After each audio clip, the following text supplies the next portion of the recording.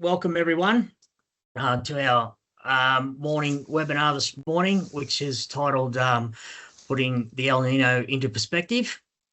Our presenters today are Matt Lesky and Phil Graham. Matt is Senior Ag Advisor with Local Land Services, and Phil Graham probably doesn't need a lot of introduction and is currently working as Graham Advisory. You want to change the slide for me, please, Matt? Before we get started, I'd just like to, on behalf of Local Land Services, acknowledge that it stands on country which always was and always will be Aboriginal land. We acknowledge the traditional custodians of the land waters, and we show our respect for elders past, present and emerging. We are committed to providing places which Aboriginal people are included socially, culturally and economically through thoughtful and collaborative approaches to our work. And I'm currently today sitting on Wiradjuri land in the Riverina, and I pay my respects to the people of Wiradjuri from our region. Just a bit of housekeeping. For those people who want the best viewer experience, we recommend that you join by a desktop computer if possible. The session will be recorded today, and will be available on our YouTube channel to view once it becomes available and is edited. If you have any questions during the presentation, please use the Q&A function, which is in the taskbar at the top of your screen in most cases. And at the end of our presentation, there will be a QR code to fill out our post-event survey. Just before we go any further, I just wanted to recognise this webinar is supported by the Southern New South Wales Innovation Hub and DPIRD New South Wales Farm Business Resilience Program, with funding from the Future Drought Fund. And we thank them for their support in our programs. And I think we might be close to starting off with you, Matt. We could go. Thanks, Jeff, and good morning, everyone. To kick things off, I'd just like to start with a case study, and the case study is 2023, because I think what we've experienced this year is, in a lot of ways, is very similar to what happened in 23. So if we cast our minds back to 23, you might recall that in 23, a bit like this year, there was talk of a potential El Nino event that conversation kicked off in autumn, in actually late March. And back in 23, the talk and the momentum about a developing El Nino and what that might mean for winter spring rainfall certainly grew in momentum as the year progressed. And producers were, like this year, quite concerned. And then in 2023, I've got some screenshots there on the slide that shows the spring outlook, and these outlook maps were for September and October, were released on the 31st of August 23, and as you can see there was a lot of brown shading on those maps, and so indicating for a large part of Australia, including New South Wales, an increased chance of below median rainfall. And the dry forecast for spring was strongly picked up in the media, and many producers reacted by reducing stock numbers into a rapidly declining market. It's interesting, though, that the rainfall forecast is only part of the story, because a forecast doesn't take into account soil moisture levels and also how much feed is in the paddock. And a lot of this conversation and discussion this morning will be around a website called Farming Forecaster, which has been around for a few years now, but what it does is it actually brings all these factors in together. It brings in climate, soil moisture and pasture availability.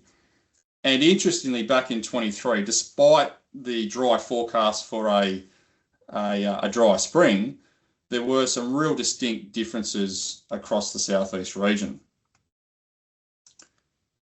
So in this case study, I'm going to look at 3 sites in the southeast in 23, and that being Burrawa, Goulburn and Braidwood.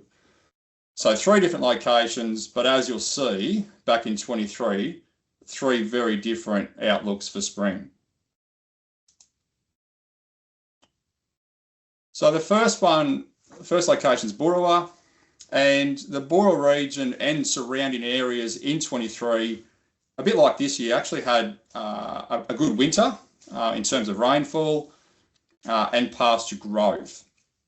And on the left-hand side there, we've got some soil probe readings at the 3rd of September in 23, and we can see that there's some really quite high numbers there. So if we're seeing moisture percentage readings here of around 100%, that's indicating a fully saturated profile.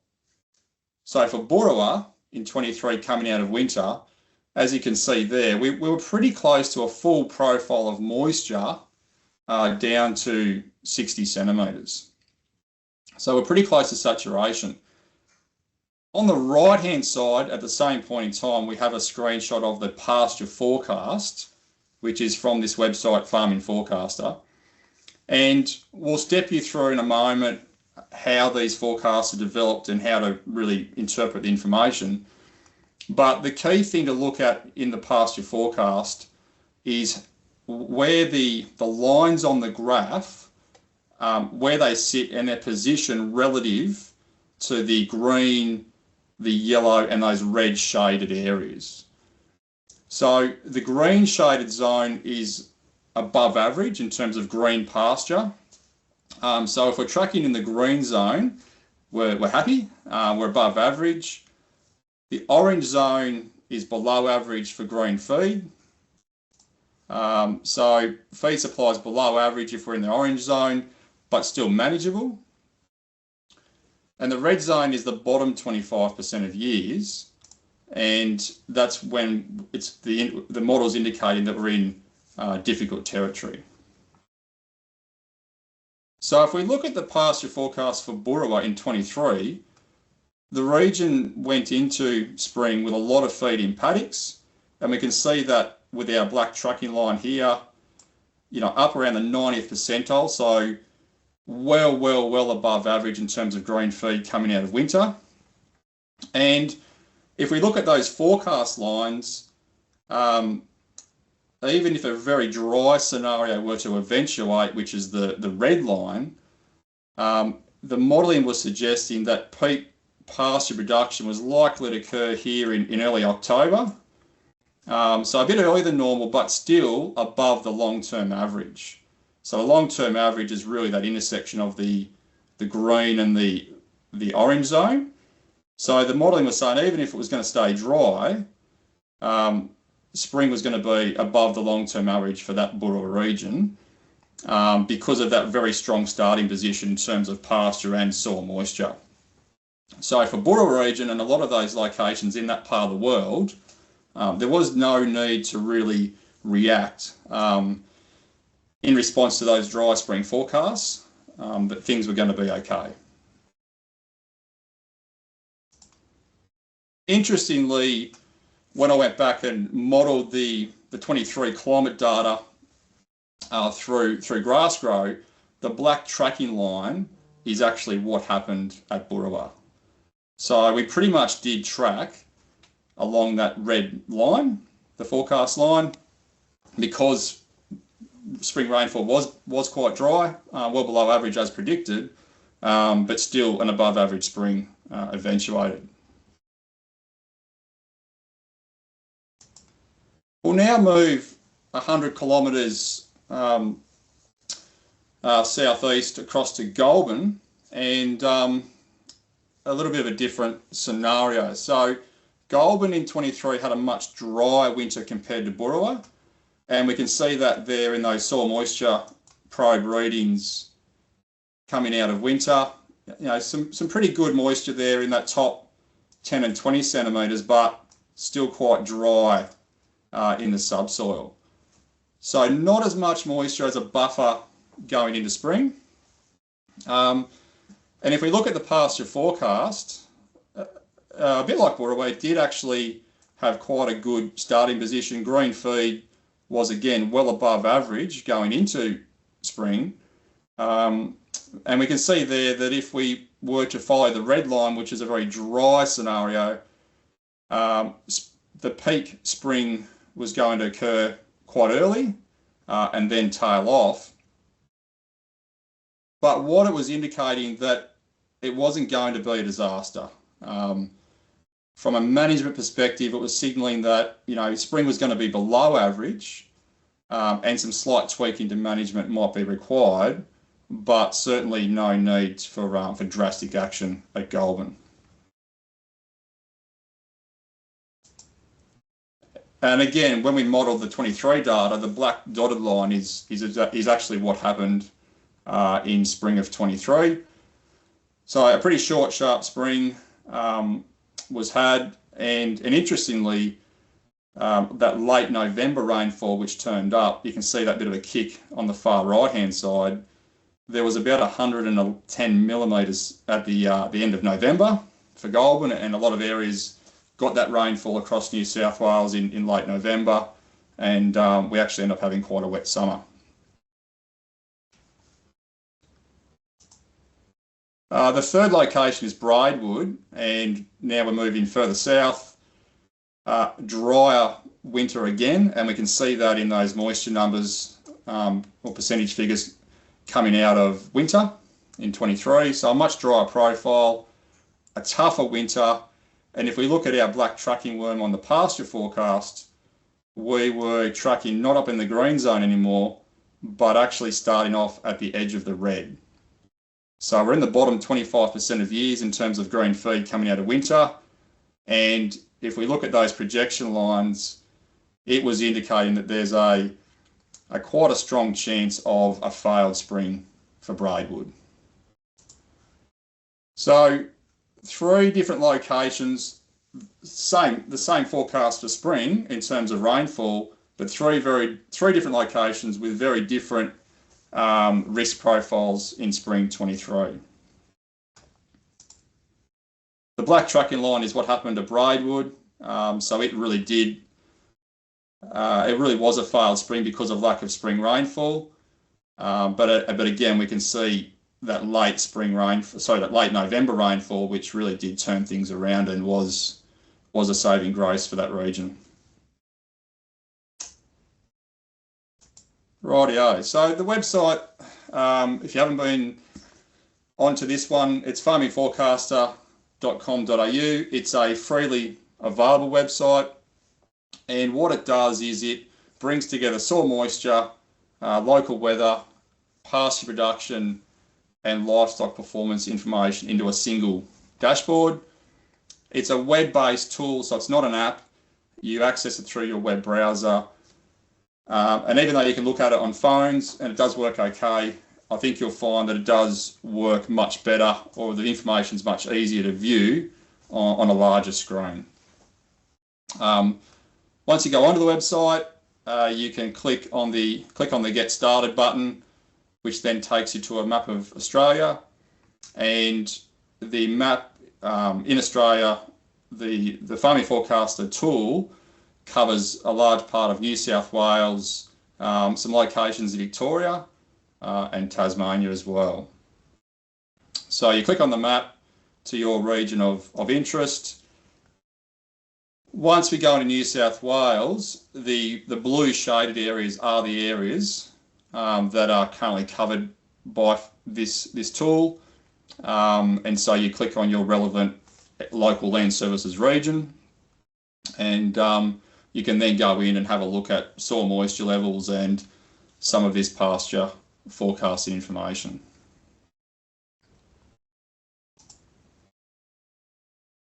So what I'll do now is I'll just go into some of these LS regions and we'll have a look at what the moisture probes are showing. So these probes are what we call capacitance probes, and they measure plant available soil water or soil moisture to depth. On the website, we generally display soil moisture levels down to 60 centimetres. And so if we look at the probes in the central west LLS region, this is a screenshot from this morning, and what these percentage numbers are indicating is the average soil moisture down to 60 centimetres. So again, if we're seeing 100%, it means that we're fully wetted up and saturated. You can see there that there are a number of these circles where the probes are showing that we're quite wet, above 75% moisture in that top 60 centimetres. If it's above 75%, that means the pin comes up as a green colour. We do have one site there on that far bottom left-hand corner, Gemelong, which is down at 61%.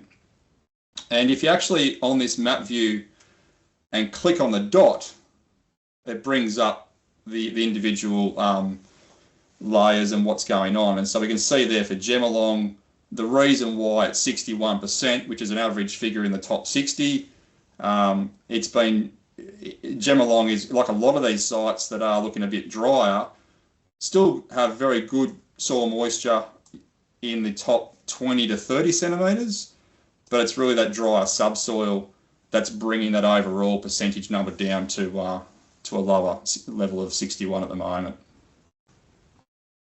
So the map view is really good on Farming Forecaster to have a look at an overall picture of what's happening in that particular region. And as we go through, you'll notice that there's some white text with a few sites. This one's Parks, and Phil's going to have a bit more of a deeper dive into some of these specific locations as we move along. Moving across to the Central Tablelands region, which sits next door. And again, if we look at the probes at the moment in Central Tablelands, a very, very similar story. A lot of sites there showing very good soil moisture at present, and a few sites there which are still good, but it would again be just that subsoil moisture, which is a little bit dry further down. So we'll move now to the southeast. In the southeast, it's a much more variable picture where we're seeing some real distinct differences across the region, and this is very similar to what we actually saw in 23. And what we saw in 23 was a clear sort of line almost where the dividing range sits, where you could draw a line between the ACT and up through Crookwell. There's been a lot more rain out on the western side of the range so far this winter, and as you can see there's a lot more of those pins west of that line that are showing very, very good soil moisture. Some are up around sort of saturated conditions at the moment, whereas unfortunately the rain that's been drifting across hasn't quite got to Goulburn and further east. There has been a bit of rainfall through there, but certainly not as much. And we can see there a lot of those soil moisture probes around Goulburn and further east looking a bit drier. And if we look down the Monaro, where, again, unfortunately Monaro has had a bit of a mixed start to the year. A lot of sites down there did have some really good autumn rainfall, but things have certainly dried off in the last couple of months. And so we're seeing generally much drier conditions down on the Monaro.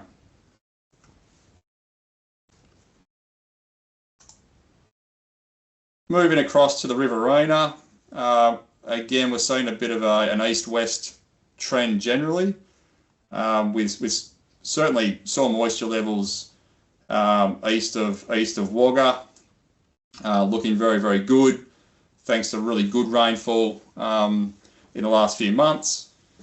And then we have actually had some improvement in soil moisture levels west of Wagga more recently with some rain, but you can see some drier sort of sites further out on the far left-hand side there as well.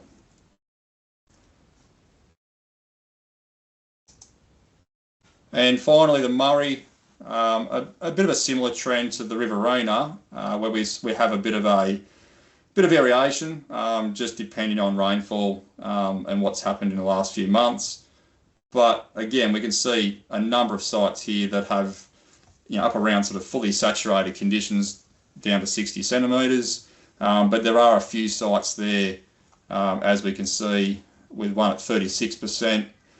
And 53. So there are some drier sites out there that will be really looking for some rainfall in August to really try and get some more moisture into the system and get a bit more confidence heading into spring.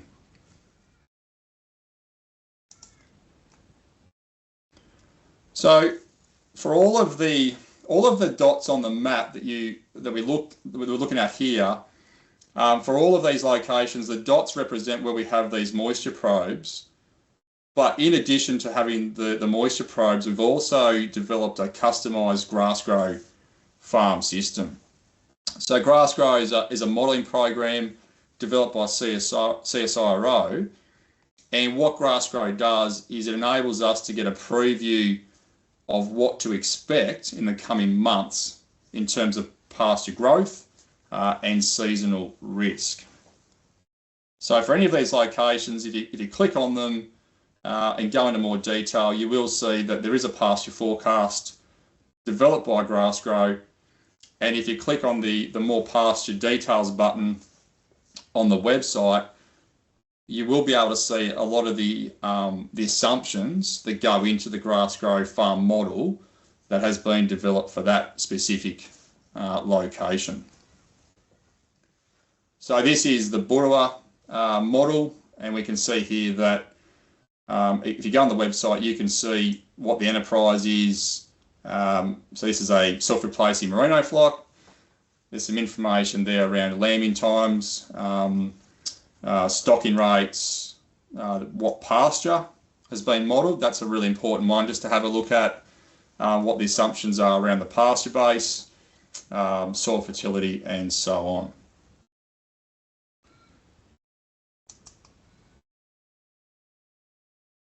Rightio, I'll hand over to Phil to talk through how we use GrassGrow. Thanks, Matt. And just to back up Matt's comment, people often don't go and look at what the pasture species in the farm system. It's critical if you're going to look at a site that you've got some idea of what the species. If we change the species, it'll change things. One of the things I just want to step through in Farming Forecaster doesn't give you one answer, it gives you a range. And we often use a lot of data. So Matt talked about before there was that shaded background, the three colours. How do we get that? We get that off 30 years of historical data. So we go back 30 years. So often at present, we're going from 1996 through to 2005 because they're the last, 2025, because they're the last completed 30 years. And there's always a time period we're working on, and normally what we're showing you is 4 months. So each of these lines is the pasture production that occurred at a location based on that farm system that Matt showed, which doesn't change over the 30 years. Stocking rate stays the same, pasture stays the same, soil fertility stays the same, everything's the same, and you just get this big spread as you expect. We get this is through spring, we get dry years, we get really wet years. So it's that data which we then turn into the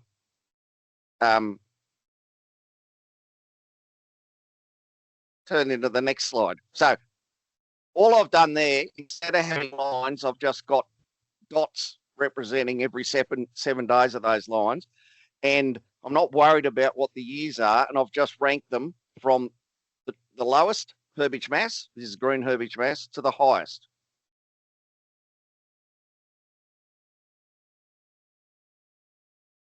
Hold it, just a technology problem. Matt, could you give me an idea of what you're seeing, please? Yeah, I've just got the 30 years of this, the dots. Yeah. Can you? I'm just having trouble moving my There you slide. go. Now I'm right. Sorry. Is it clear? Yep. Rightio. Now, if I put 30 years of dots up there, it's just too hard for people to see. So all we do is we just select a series of dots. So the red line Matt talked about is the 10% line. So all we do, we go up, there's 30 dots, we go up 10% of the way and we join all the third dots, which gives us the 10% line. The 25, we go up a quarter and we just grab those. 50%, we go up to the middle point, we just grab those dots, and the 90%, we go 3 down from the top. That then gives you the coloured lines you see on Farming Forecaster. So it's taking 30 years of things that have occurred at that locality, at each of the localities on the site, and we're giving you a range. So that gives you the shaded bit behind, and that's a critical thing of Farming Forecaster. The numbers on the left-hand side aren't that important. What you're really looking at is where is the current situation, which is the black tracking line, sitting in terms of history. And as Matt said, if you're sitting up in that green zone, that means at this point in time, you're above average. If you're sitting down in the red zone, historically, you're down in the bottom quarter of years. And if you're underneath the red zone, you're in diabolical difficulty, right? It's that relative position that's the most important piece of information that this site gives you. I'll go back to Matt.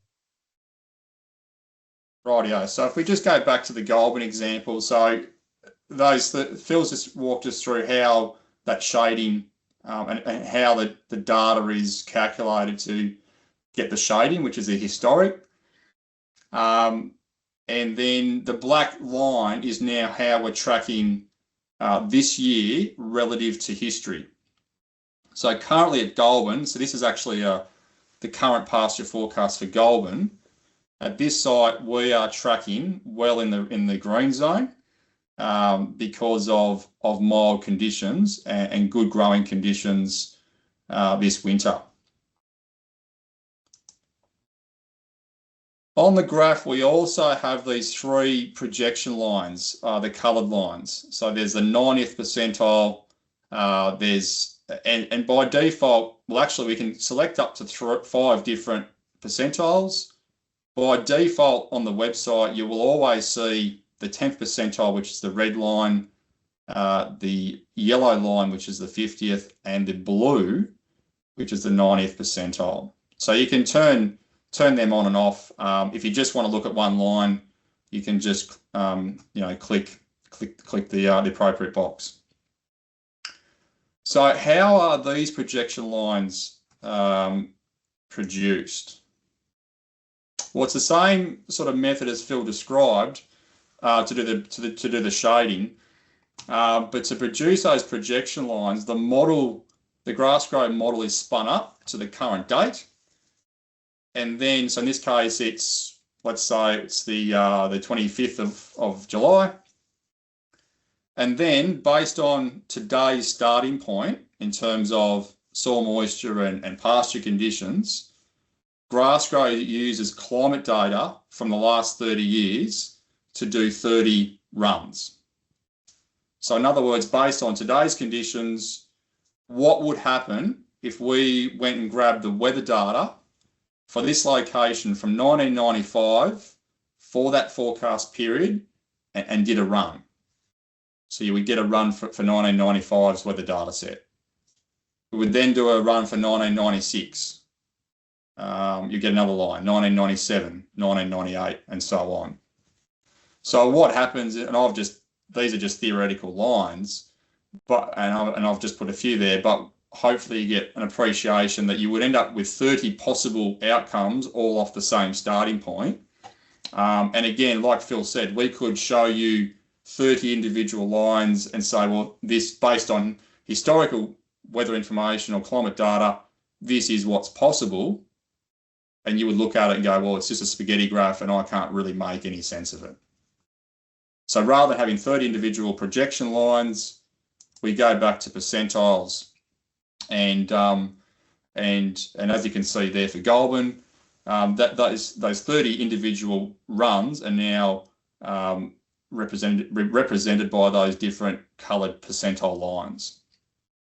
So in other words, the blue line, which is the 90th percentile of those 30 projection runs, that's indicating where pasture conditions could get to. So this is green herbage under very, very wet conditions or ideal conditions for growth. Now, if you look at the BOM forecast for spring, looking at the blue line's pretty unlikely. If we look at the red line, that's the 10th percentile of those 30 runs, and that's where things could go under a very, very dry scenario. And you might recall in that 2023 case study back at the start, that's actually how things played out in 23. We actually tracked along that red projection line. The yellow line is the midpoint of those 30 runs, so that's what you might expect to see if we get average conditions for growth in that forecast period. So the projection lines give you a sense of the likely range in pasture availability going forward based on current conditions as a starting point, and then what's happened at that location in the last 30 years. And so we have that. So we're using historical climate data to look ahead, and then we can then look at what the BOM forecast is for our location, and then have a think about, okay, well, based on what the forecast is, the long range forecast, which line are we most likely going to track along? What are the chances this spring of, given our current position, where might feed go? You know, we know what soil moisture's around, and I've made some assessment of rainfall, and what I'm going to show you now for about 7 sites is that I've gone and taken the worst possible scenario I could find rainfall for the August, September and October period, and it basically falls to 1 year, and that's 206. And I'm going to just run, instead of giving you a plume or the lines, I'm just going to look at what does 206 give us into the future. Now, this historical data we've looked at before gives us some important information at all sites. So where the brown and the green meet, that happens half the time, and I regard that as an average spring. And every time I ask producers, if I can guarantee you an average spring this year, are you happy? And I haven't had a person say I wouldn't be happy. So if we look out on the history at the highest point, if you like, and we draw an artificial line, we can regard that as the average spring for this location based on the last 30 years of data. Now, to try and put some relevance on that, if we go to the top of where the red hits the brown, go across, so that's the 1 in 4 years or below, 3 and 4 years above, I've called that a fail spring. Now, we could have a debate about whether that's the case, but I think as a guide, what we're looking for is some information to give us a bit more confidence about where we're going to sit to firm up the decisions we make. So the next couple of slides I'm going to talk about, have we reached the average spring or have we reached the fail spring? The closer you are to the average spring, your system works okay. You're going to have enough feed. You'll go past Christmas, you'll have dry feed into summer, and then it starts depending on what happens late summer, what develops. But yes, you know your system travels okay.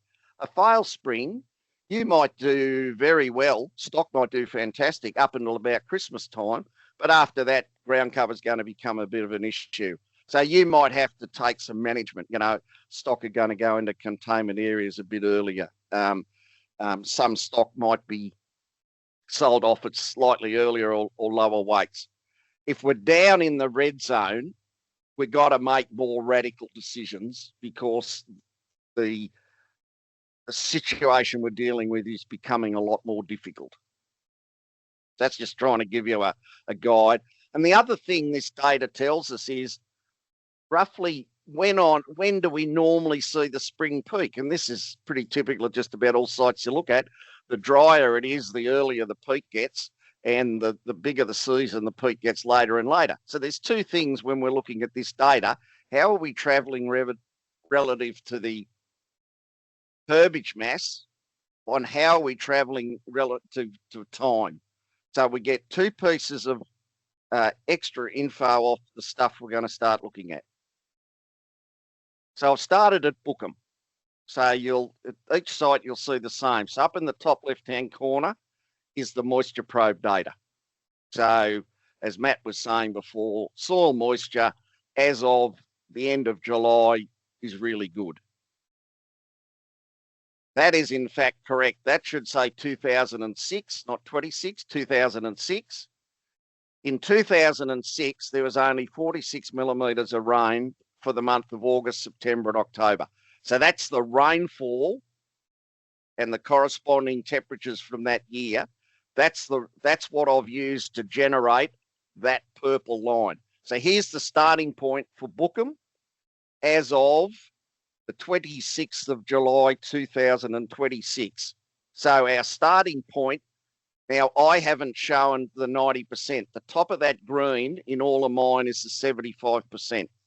So this year is in the top 25% of winters that this area has experienced in the last 30 years. When we put 2006 rainfall of just that on, that's can be the expected green herbage that this area will experience. The peak is earlier. Here's the peak right at the end here of October. This time the peak is a month earlier at September and it drops off. There's our average spring. There's our peak. Even with that rainfall, given our conditions we've got at the start, this area is still going to see an average spring. So what happens out here really doesn't matter. The red line, which you'll see in each of the graphs, the red line is the 10% line that Farming Forecaster produces. You don't see 1 year in Farming Forecast. All you see is the 10, the 25 and 50. And as Matt said earlier, if I was looking at the graphs now, I'm not ticking 90%. I'm not ticking 75%. The two lines I'd look at most are the 10 and 25, and I might tick the 50 as well. So 2006 is going to give us a lot better performance than the 10% line. Normally the 10% line we associate with dry conditions, but when you're in winter and when you've got a full soil moisture profile, this red line being lower is due to waterlogging. This is caused by wet winters on top of an already wet soil, so we get waterlogging, which is a real negative for pasture production, and we've seen it in this area back in 22 and 23 substantially. So when you've got conditions like this on country that does get waterlogged, in fact, a dry winter and early spring is beneficial, and we're seeing that in the production. You're not going to see that at all sites. So that's Bookham, and you could think back to the maps of the moisture probes. There was a whole range of sites on the western edge of the Great Dividing Range and the eastern edge of the southwest slopes that are sitting at similar sort of moisture levels. So this sort of data is relevant to all of those sites. Still at Bookham, everything the same. The shading's the same. The red line's the same. The top line is exactly the same, but I've just done some what ifs there. The first what if I said was, well, what if our starting herbage mass on the 26th of July 2026 isn't up there above the 75% line, but getting closer to the 50% line? Same soil moisture, our starting herbage mass is lower, and that's what happened. That's the dotted line. And in fact, we basically play catch up. We don't quite get as high, but whether we're up there or here, that really doesn't matter. And then the other line is the blue dotted line. What I've done here is I've said our herbage mass is the same, but we haven't got as much soil moisture. So at each of these levels, I got rid of some of that, I got rid of some of that, I got rid of a lot more of that, and I got rid of most of that. So instead of this averaging somewhere in the 90s, for this dotted line, it most likely was sitting in an average of 50 to 60.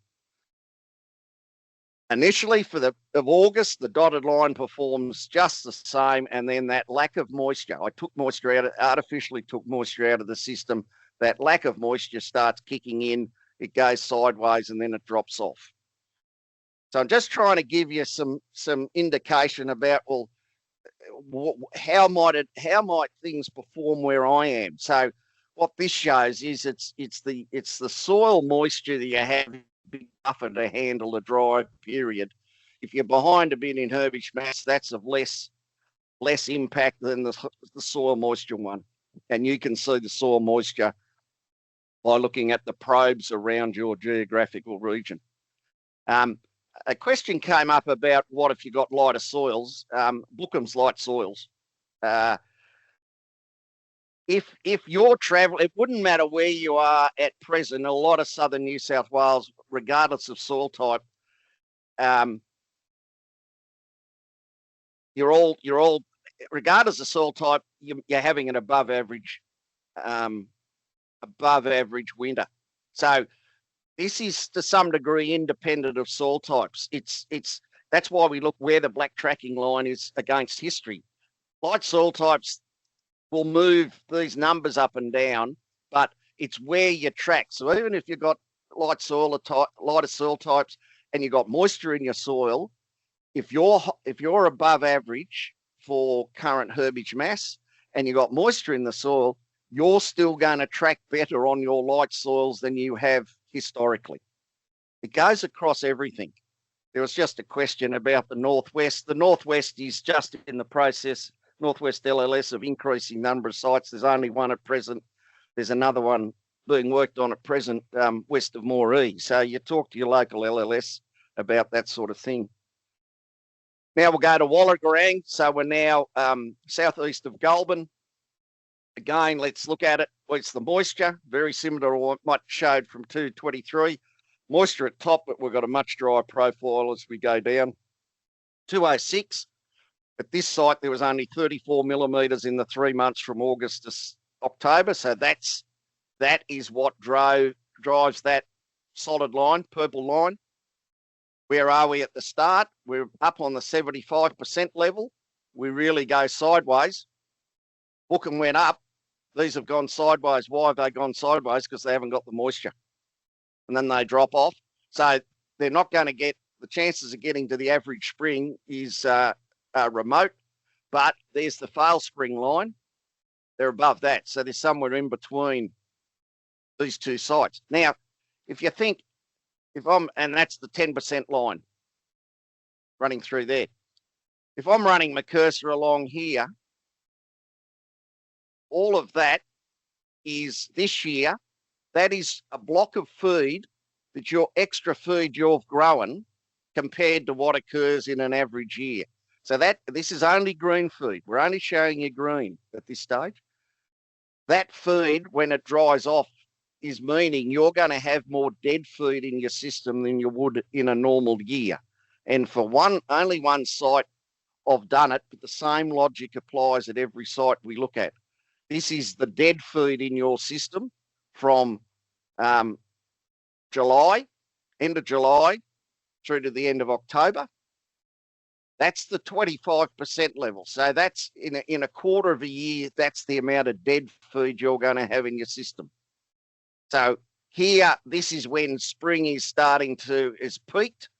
Feed is starting to dry off. So green feed's coming down, dead feed goes up. That's the 50%. So in half the years, that's the amount of dead feed you've got in the system. This is the amount of dead feed we got in the system when we use the data from 206. Much, much higher than the 50% line. And where's this feed come from? It's come from the extra feed you've grown already in winter and you will continue to grow through August and early spring. If you've grown extra green feed, it changes from green, but it stays in your system as dead. And that's a tool you've got to use. And one of the key things to bear in mind is the earlier a spring cuts off, the higher quality, the higher digestibility of that dead feed, the higher energy, the higher protein, and the better stock are going to do on that dead feed. The bigger the spring, the lower the digestibility, the lower the energy, the lower the protein, and the worse the stock perform on the dead feed. So even if our herbage mass is down a bit, because from a truncated spring, we've got better quality dead feed, and the performance of your stock on that dead feed might surprise you, and you might find you're having no trouble turning stock off at normal weights, even though the total amount of feed you've got's down a bit. So we always get this trade-off between quantity and quality. So let's move on. We're now at Bimbaluk down in the Monero. You can see the moisture again. I'll let you look at those. Drier. I've put two lines here because 06 and 25 were very similar. They both produced about 75 mils from August through to October. And the other thing I've done for Bimbaluk is I've gone out to the end of the year because we've got altitude here, would most likely be at 700, 800 metres. And the same will apply once we get into some of the central tableland sites and sites up in Crook. Well, once we get altitude, if we look where the seasonal peak, I've only shown up to the 50%. So the peak of spring down there historically doesn't occur to December. So that's why I've gone out longer. At present, at this site, it picked up a bit of rain earlier. They got a kick, so they're sitting maybe just above average. But if the dry occurs, there's the black line from 06 and 05's the green, 25's the green dotted line. You get a response which is quite different, and that response is also a function of their seasons a lot later. So pastures have ability, if moisture comes, of responding. They've also got pastures down there that can respond to summer rain. Remember, we're really in a summer rainfall environment. So as soon as we get closer to the coast or we move north in New South Wales and we get summer environments, what happens out here in November and December can end up, if you like, counteracting. We got a poor spring, but we get out of jail because what happens out here.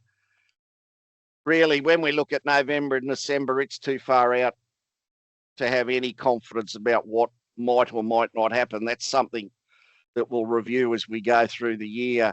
But at least it's showing there is some positive, even with 206 rainfall in September, we still are getting a bit of an increase in herbage mass, and we do in fact get up and touch around average level. So the biggest problem on the Monero is the lack of moisture in the soil, which is not surprising. They've got the Alps in the way, and any rain that comes from the west doesn't get over. Not an environment, unfortunately, they see too often.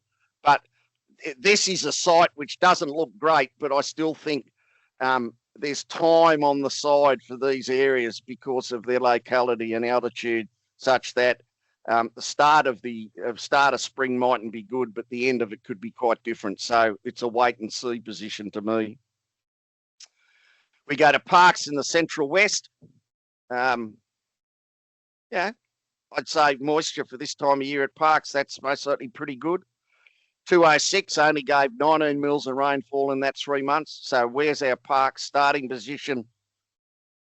Exceptional. You know, we're getting up into territory that they wouldn't have seen very often, but and decent moisture. But when you put 19 mils onto that, which is that track, it's gonna go down.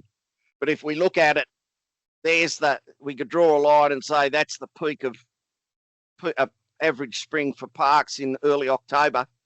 They're above that level already. So it could be for parks if the worst case scenario ends up occurring in this year, and this is really what 206 is about.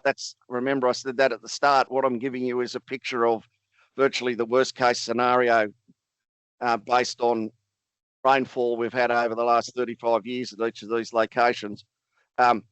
Things are going to drop away very quickly, but you've got a buffer to start off with. just out of interest to try and put it in a bit of relative context, I was able to, at the park site, to go and just run it. And this is the green feed that was actually in the system in 206. So obviously things had been really tough autumn-wise. We go, the spring peak never got above about 500-600 kilos, and it dropped off again. This is where we are in 206. Here's the starting position in 206 in terms of green feed. This was the starting position in 2026.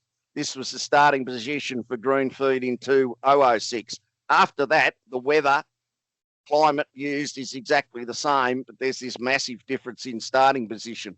And it's this starting position, which is the big buffer, which will help this region get through the dry that might be coming.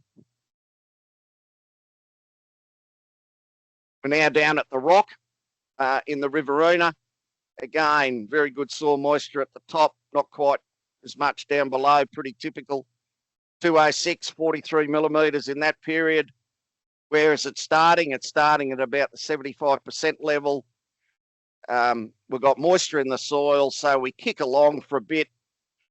Instead of the peak being in, say, the first week of October, it's looking like the peak might be a month earlier.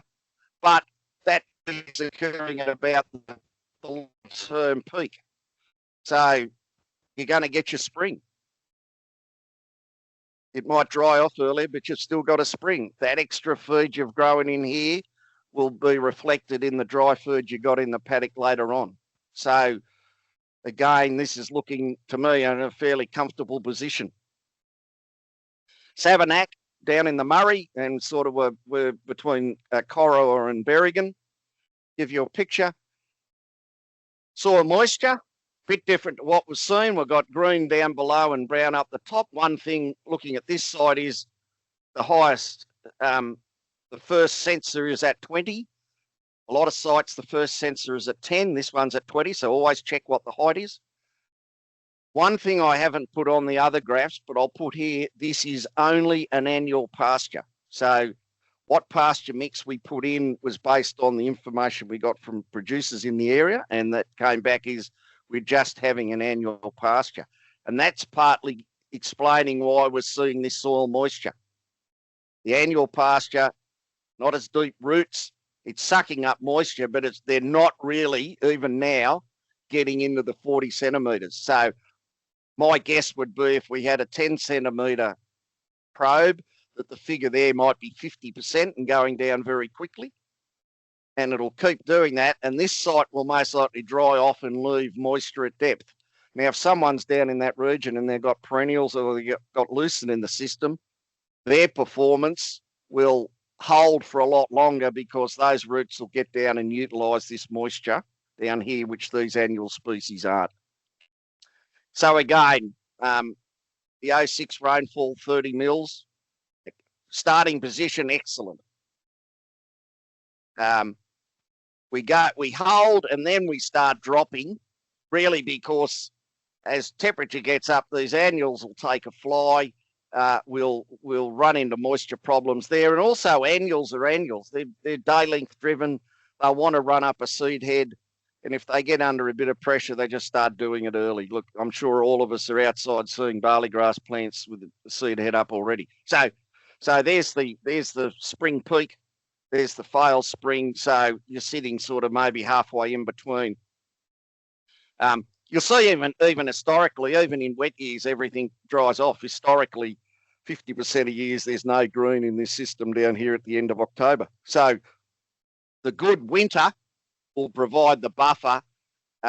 You're going to go through, you've got a herbage mass sitting between these two, our failed and our average, and I think you're in territory given the quality of the feed that's coming across that. From a seasoned animal production point of view, things are looking more positive than negative. And the last one I'll show is Scone in the Hunter Valley. I'll put that up because here's a site which is starting off at the difficult end of the situation. Scone, the Hunter Valley's had a very tough summer and autumn, and it was only rain event in late May that really kicked things off. So if we look at the 206 again, which is at the drier end, things keep improving really, but we're down in the difficult territory, right? So that's the pink and the brown. Remembers there's 1 in 4 years below that and 3 in 4 years above. But this can get summer rain. So how do I look at this? Well, if things stay dry, we're actually tracking in a better direction. We're not heading downwards, we're heading upwards, which is always a positive.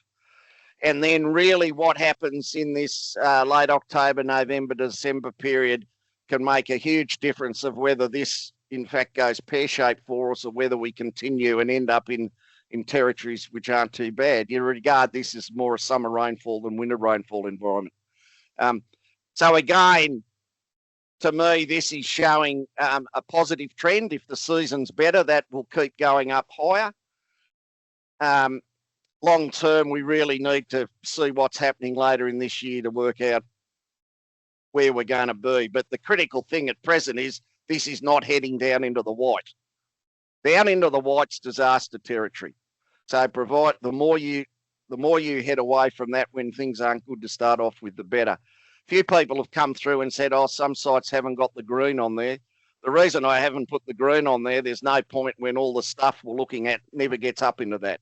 So, if I don't bother showing this historical data when we're down in the below 50%, just get more concentrate, get better clarity on the screen rather than just putting the green in the top, which for these people at present is artificial. Rightio. So in summary, what is farming forecaster to do, whether you're a farmer or an advisor? It gives you a fuller picture of what's happening right now and what's going to happen in the future, because it puts together soil moisture plus pasture plus rainfall. They're knowns. Let's be very clear. A forecast tells us what might happen in the future, and it's an odds forecast. What farming forecaster is, this is what we've got today.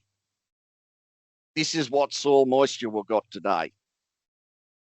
If we use the range of climate weather you've experienced for the last 30 years, it gives you an idea of potentially, when you put all those things together, where might you be heading? Given the current forecast, don't look at the blue line, don't look at the 70%, 75% line. It's more likely the red of the 25 or maybe the 50. That becomes the important ones. It gives you localised data. So it isn't a general map of New South Wales. It's data at points across that map. And it's unbiased. It's not someone's guess of what the soil moisture is. That's what the probes are telling us. We use GrassGrow to do the pasture modelling. GrassGrow, I first used GrassGrow in 2000 with producer groups. Is it perfect? No, it's not. But geez, I tell you what, it does a bloody good job of estimating what pastures out there and the impact of different climates on that, what pasture production is. Each site that's on Farming Forecaster, the producer whose property the probe was on, was sent the GrassGrow modelling and asked, do you think this is representative of your area? And to go up on the site, it was because the producer came back and said, yes, we think this is representative. So what we show is what GrassGrow is estimating over an extended period of time. This is what it's saying in the last 5 years. Does that match up with what you see? So if you like, the testing of whether the model is solid has come from the producers in the area. The model uses every piece of information. It uses moisture, it uses temperature, it uses humidity, it uses solar radiation, it uses wind speed. This has proved itself over a long period of time. If the model was no good, we wouldn't be putting it in Farming Forecaster. Anyhow, I think for some sites that have got good herbage and good moisture, you can be confident about where you are now. There'll be other sites that most likely we'll want to see what happens during the month of August. And the plan is to run another one of these towards the end of August, just to update things about where things are going to. But I think the 2023 is a good example. I was asked to speak to a group of producers in the Harden district in the month of August. We just put up the data as we've done today. And what the Farming Forecaster data said, in this area, in the Harden district, you are going to get a spring regardless of what happens with the forecast. And a lot of producers came up to me at the end of the day and they said, Phil, that was our gut feel, we were going to be okay. But the amount of noise we were getting from the outside about El Nino, we were starting to doubt our own judgment. And what Farming Forecaster did for these people was their own judgment was correct. They got some independent quality data to back it up. They sat sweet and everything was fine. So it has shown itself to do a good job in other years, which have quite a few similarities to what we're experiencing now. And at that, I will stop. Thanks, Matt. Thanks, Phil. We've just run a couple of minutes overtime, but happy to hang around and answer a few questions which have come through. I think, Phil, you've answered a couple of these as we've progressed. There was a question from Frank Egan about a probe in Braidwood. There used to be a probe in Braidwood. Unfortunately, it was put in 2016, and about 18 months ago, from memory, it basically broke down, and we just didn't have funding at that point in time to fix it. So, but there is still a pasture forecast for Braidwood, and then there are a few sites. There's one at Durangle, which is not far from Braidwood as well. So there are some actual probe sites in that area. Matt, the probe, there's a probe about 16 k's southwest of Braidwood. So there's one before Durangle. Yeah. Farrington. Farrington. Yes. Yep. And there's one up. There's again a Bungendore, but there is a pasture forecast done at Braidwood. Sorry, 5 k's out of town. There is a pasture forecast done for Braidwood, but there is no probe. Yeah. There's a comment about lighter soil types. Yeah, I think Phil went through that. The northwest region, yes, there's just the one site in northwest at the moment at Somerton. Frank mentioned about local conditions. So I guess the intent today was really a statewide snapshot, and to go through a couple of examples across the state, and we've just sort of cherry picked a few different locations, but hopefully you've got the gist of the information and how to look at those pasture graphs and the soil probe data, and you can now go and have a look on the website in your own local areas.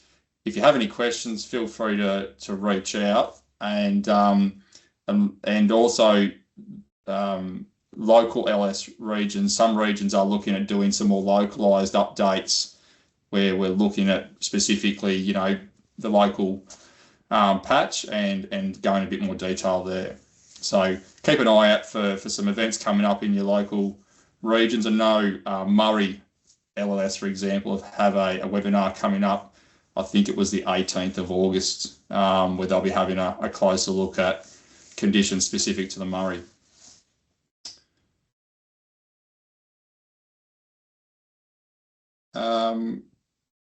would you ever consider, would you ever extend the historic data comparison beyond 30 years? I understand there's likely complications with data availability, but it might also show larger global trends.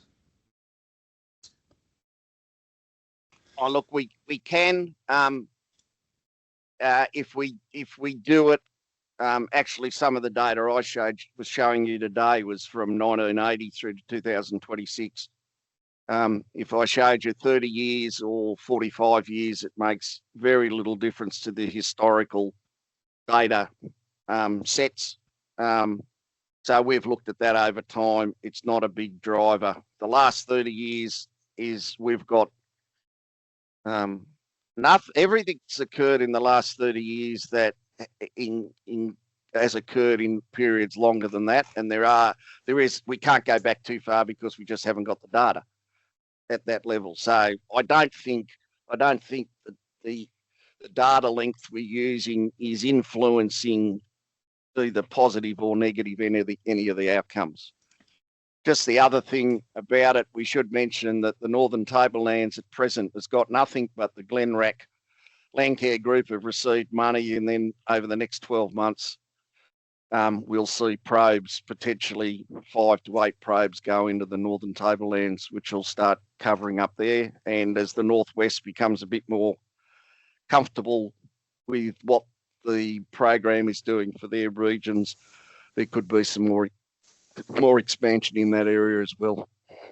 And Victoria's coming on board quite strongly. So in another 12 months, there could be 20 sites through Victoria, which adds value to the southern New South Wales as well. The bigger the spread of these sites across Australia, the more power it provides for everyone, because we can all see the trends that are going on in terms of changes in seasonal conditions and therefore what that might do to markets, etc.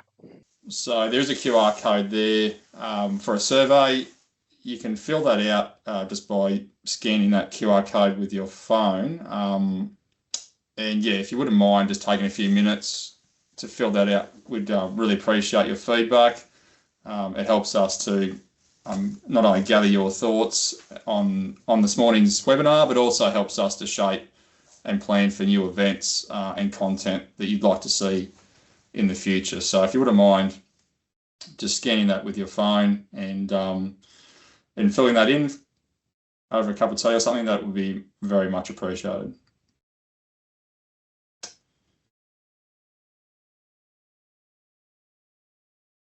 So I'll just leave that up there, but yeah, I think we've sort of covered majority of the questions that have come through. If you have any, and just getting a bit short on time as well, but if you have any further questions, please feel free to reach out. More than happy to answer any questions you may have after today.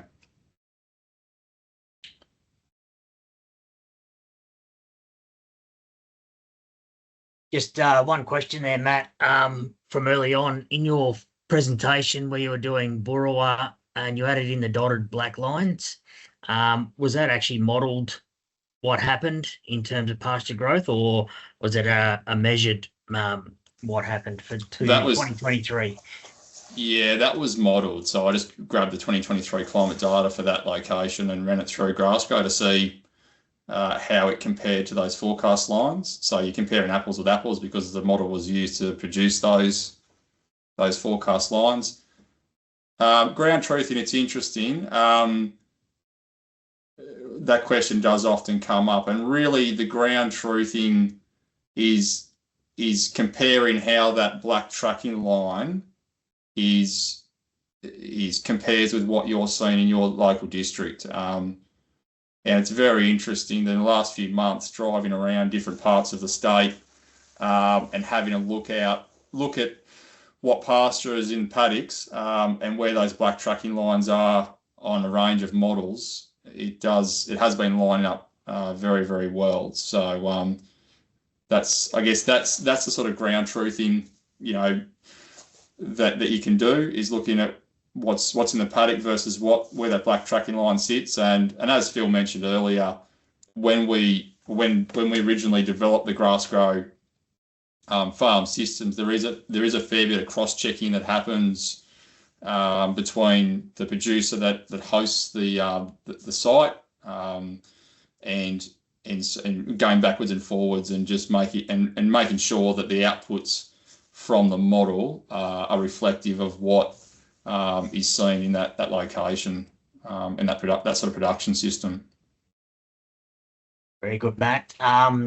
Given that we've probably run over time, we might have to pull a pin there, and those final questions that we haven't quite got to, we'll have to follow them up as best we can. But I'd say thanks, Matt and Phil, for your time today. And as Matt said, we'd really appreciate some feedback on today's event and other events that you might want to see in the future that we can put into practice. That would be great. So thanks, Matt, and we might finish it there. Thanks, Jeff. Thanks, everyone.